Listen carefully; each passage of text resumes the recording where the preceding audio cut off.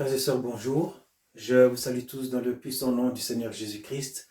Je bénis Dieu pour la présence de tout un chacun et je suis très heureux de vous retrouver encore pour cette nouvelle capsule dans cette page Ramène ta Bible. Alors aujourd'hui encore, je vais vous prêcher la parole de Dieu, je vais vous exhorter autant que faire se peut et j'ai décidé aujourd'hui de vous dire qui est Jésus. Alors il y aura 3 éléments de réponse pour répondre à cette question. Les 3 éléments de réponse, évidemment, sont tirés de la Bible. Alors, premièrement, dans l'évangile de Luc, chapitre 1, verset 35, la Bible nous dit ceci. Le Saint-Esprit viendra sur toi, et la puissance du Très-Haut te couvrira de son ombre. Voilà pourquoi le Saint-Enfant qui naîtra de toi sera appelé Fils de Dieu. Mon frère, ma sœur, j'aimerais te le dire, Jésus de Nazareth est le Fils du Dieu vivant. Le créateur du ciel et de la terre, celui qui a tout créé, les plantes, les animaux, les mers, les océans, l'homme, ce Dieu créateur, il a un fils. Et le nom de son fils, c'est Jésus de Nazareth. Le deuxième élément de réponse, on le trouve dans l'épître aux Hébreux, au chapitre 5, verset 10. Jésus, s'adressant à son Père, le créateur du ciel et de la terre, il lui dit ceci, avant d'entrer dans le monde. Tu n'as voulu de moi ni sacrifice ni offrande, mais tu m'as fait un corps. Alors j'ai dit, voici je viens, et dans le rouleau du livre, il est question de moi pour faire, ô Dieu, ta volonté. Mon frère, ma sœur, Jésus de Nazareth, le Fils du Dieu vivant, il est venu dans une apparence humaine. Il est venu mener une vie humaine, il est venu manifester qu'il a lui aussi la nature humaine. Et c'est de par cette nature humaine qu'il peut comprendre l'être humain. C'est de par cette nature humaine qu'il peut s'identifier à l'homme. S'identifiant à l'homme, il a lui aussi des émotions. Il a lui aussi une volonté. Il a lui aussi une intelligence. De par ses émotions, il comprend tes émotions. Quelles qu'elles soient. Que ce soit l'amertume, la frustration, la désolation. Tu as été blessé dans ton âme. Jésus-Christ, il comprend cela. Ta volonté, qu'elle soit mauvaise, qu'elle soit bonne ou mauvaise. Tu es traversé par des pulsions autodestructrices. Tu as la volonté de détruire autour de toi. Tu as la volonté de te faire du mal à toi-même. Mon frère, sache-le, Jésus-Christ comprend ces choses. Il dit dans sa parole, vous tous qui êtes fatigués et chargés, venez à moi, je vous donnerai du repos. Il a aussi l'intelligence. Tes raisonnements, tes questionnements, tes doutes, tes peurs, tes craintes. Il les a lui aussi. Et tu peux calquer ton intelligence sur la sienne. Parce que son intelligence, elle est vérité. Et parce qu'elle est vérité, elle est solution. Et parce qu'elle est solution, elle est bénédiction. Le troisième élément de réponse, il est tiré de nouveau dans l'évangile de Luc, cette fois-ci au chapitre 4, au verset 18. Il dit, l'Esprit du Seigneur est sur moi. L'Éternel Dieu m'a oint pour guérir ceux qui ont le cœur brisé. Annoncer aux pauvres une bonne nouvelle, aux captifs la délivrance, donner la vue aux aveugles, laisser aller libres les opprimés et publier une année de grâce de la part de l'Éternel. Il est venu pour guérir ceux qui ont le cœur brisé. Je le disais dans le point numéro 2, ceux qui ont le cœur brisé, ceux dont l'âme a été blessée. Il y a 5 blessures fondamentales au niveau de l'âme. La trahison, le rejet, l'abandon, l'humiliation et l'injustice. Ce sont ces blessures de l'âme qui t'empêchent d'être toi-même. Ce sont ces blessures de l'âme qui t'empêchent de mener une vie épanouie, une vie comblée, une vie heureuse.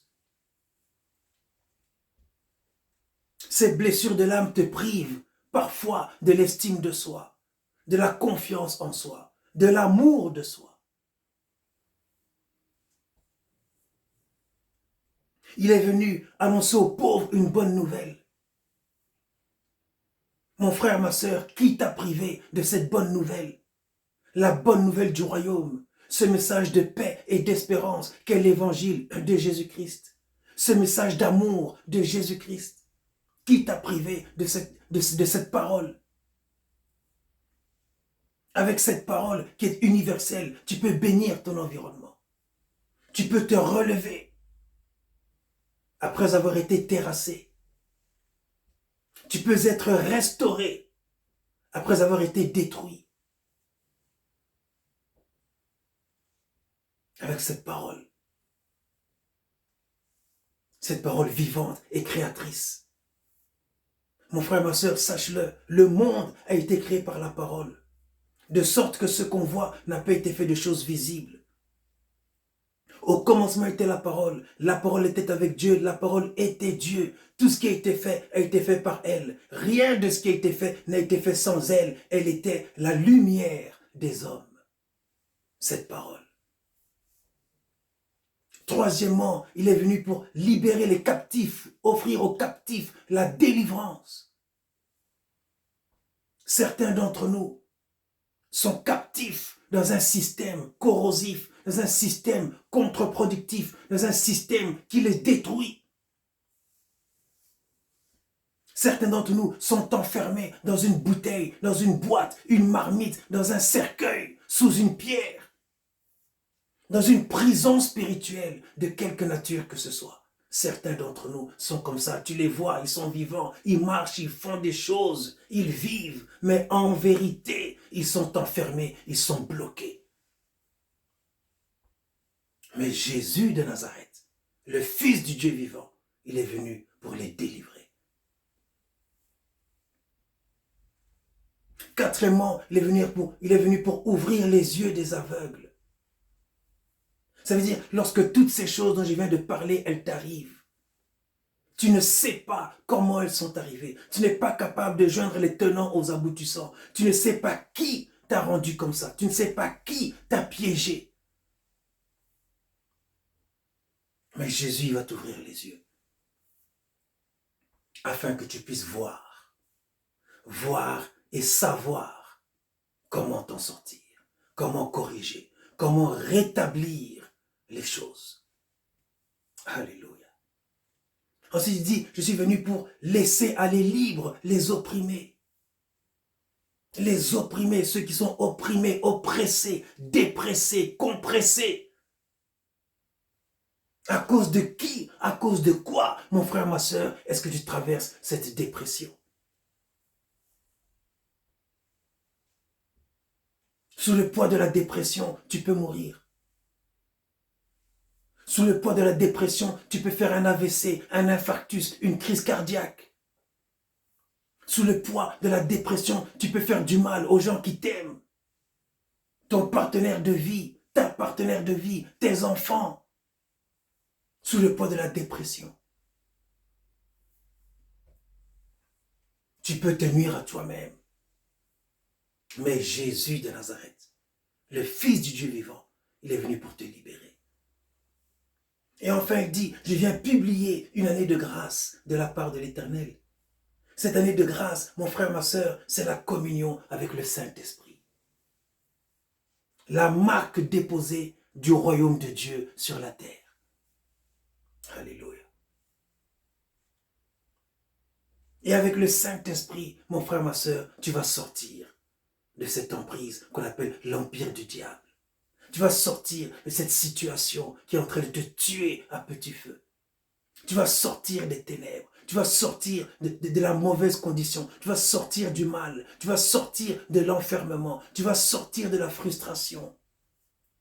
Tu vas sortir de la destruction. Appelle ça comme tu veux.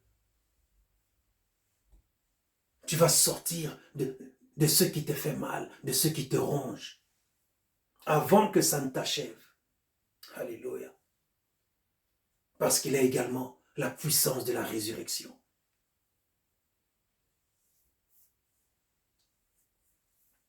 Il a dit dans sa parole, Dans Jean 10, 10, Jean chapitre 10, verset 10, le voleur ne vient que pour dérober, égorger et tuer. Moi, dit-il, je suis venu afin que les brebis aient la vie et qu'elles soient dans l'abondance. Alléluia. Hosanna, alléluia. Mon frère, ma soeur, il a dit encore, ce ne sont pas ceux qui se portent bien qui vont chez le médecin. Et ça, c'est très important. Ce sont les malades qui y vont. Ça veut dire quoi? Ça veut dire que je m'adresse ici à quelqu'un qui a besoin de Jésus. Je m'adresse à quelqu'un qui a soif de vérité, quelqu'un qui a soif de comprendre, quelqu'un qui a faim de trouver une solution. Quelqu'un qui veut changer son milieu de vie, son environnement. Quelqu'un qui veut vivre mieux. Quelqu'un qui recherche la paix. Quelqu'un qui veut s'épanouir. Quelqu'un qui veut guérir d'une maladie quelle qu'elle soit. Quelqu'un qui veut émerger. C'est à toi que je m'adresse, mon frère, ma soeur. Si tu te reconnais dans cette situation, je n'ai qu'un seul conseil pour toi. Après t'avoir décrit, après t'avoir dit qui est Jésus, je viens te conseiller de le recevoir dans ton cœur comme Seigneur et Sauveur. Accepte Jésus dans ton cœur comme Seigneur et Sauveur. Il dit, je viens et je frappe à ta porte. Si tu entends ma voix et que tu ouvres, j'entre. Je dîne avec toi et toi avec moi. C'est-à-dire, si tu le reçois, d'homme à homme, vous allez discuter. Personne n'est là pour te juger. Quelles que soient les pulsions là, auxquelles je faisais allusion tout à l'heure, parle-lui, converse avec lui. Et lui va converser avec toi. Expose ton cas, expose ta situation, sans peur et sans tremblement, sans complexe, sans crainte aucune, mais librement, dis-lui. Et lui aussi va te parler. Et comme un psychologue, comme par le biais de la psychanalyse, en te parlant, il va te guérir. En te parlant, il va te délivrer. En te parlant, il va te faire du bien. En te parlant, il va te faire sentir son amour. Ensuite, mon frère, repens-toi de tes péchés, parce que ton âme est pécheresse. Tous ont péché et ont été privés de la gloire de Dieu. Demande pardon à Dieu pour les fautes que tu as commises, parce que pendant que je parle, le Saint-Esprit est en train de te convaincre du péché.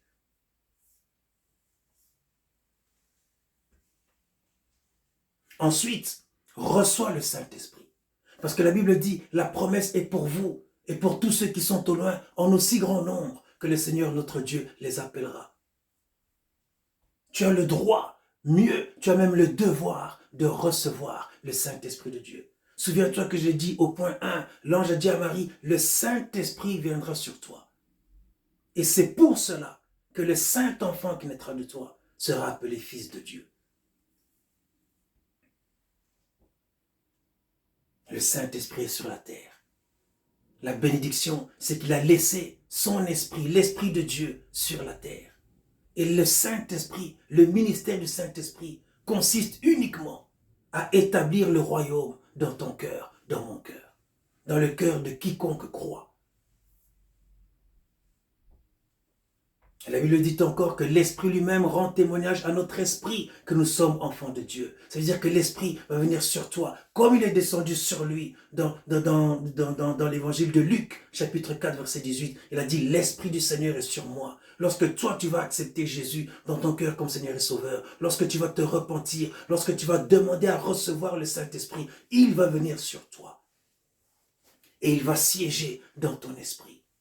Il va te rendre témoignage que tu es enfant de Dieu. Et de là, il va circuler. Il va siéger dans ton âme. Et au niveau de tes émotions, il va te guérir, il va te parfumer, il va te donner la paix. Il va continuer à circuler sur tout ton corps. Et tu vas comprendre l'importance de la sanctification, de la purification, de la consécration.